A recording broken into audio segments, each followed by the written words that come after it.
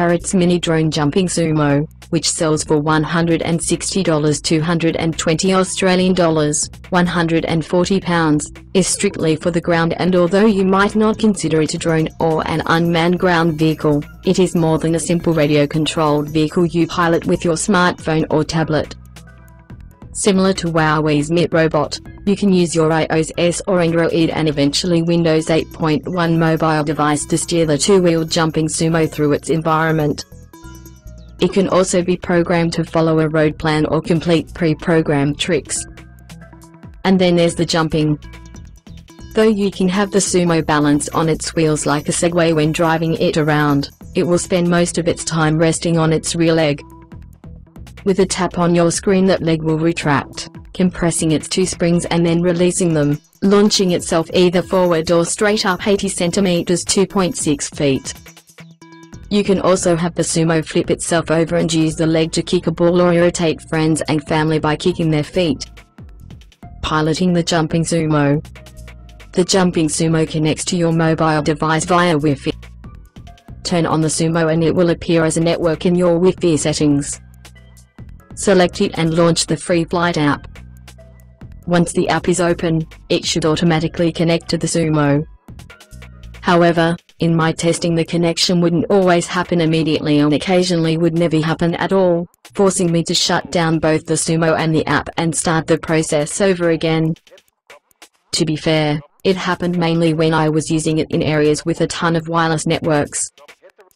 In the app you can change to manual mode and choose a less crowded channel, as well as connect over 5 GHz or 2.4 GHz.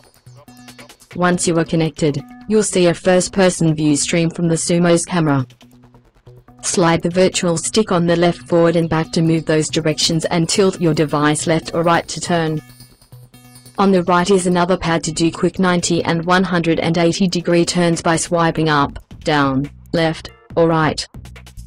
For navigating in tight areas, the wheels can be pushed in. If stability and speed is your priority, pull the wheels out for a wider base. You can drive the sumo indoors or outside, but the tires are made from a spongy foam, so too much riding on rough terrain will shred them. A new set will set you back $15. Down the right side are buttons for vertical and horizontal jumps and flipping the sumo upside down to perform kicks. You can come to full stop before you jump, but you can also compress the springs while you're still rolling so you can jump forward without delay or upward with less delay.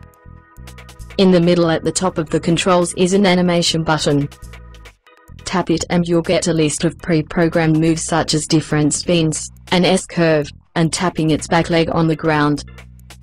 Not all of this is explained in the quick start guide that comes with the sumo, but there is a full manual in the app, or you can download it from Parrot's support page.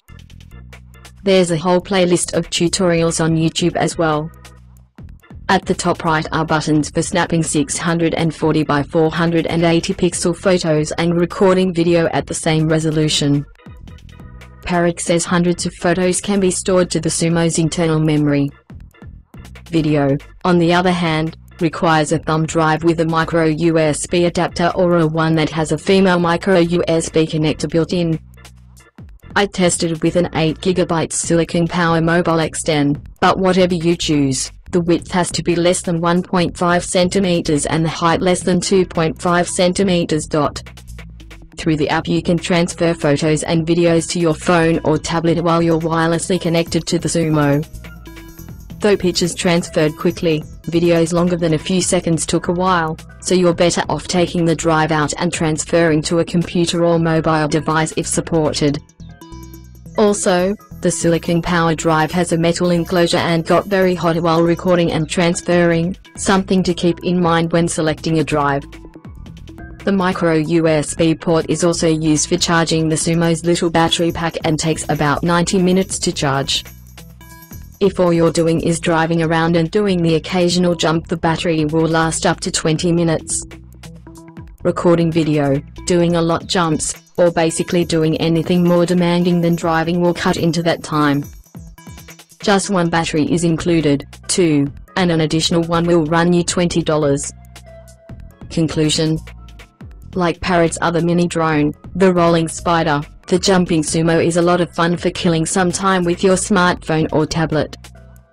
It might actually be more fun than the spider for some, since you don't have to worry nearly as much about crashing the sumo, and its battery life is longer even if it isn't necessarily long. The only thing that's kind of a deterrent is its price. It's not necessarily expensive, but its price is probably just above impulse purchase territory.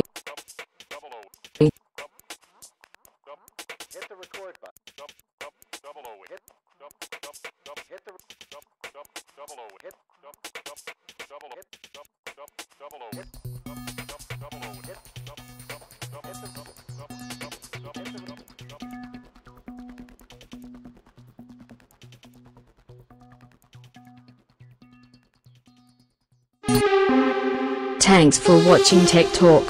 Subscribe now for more videos.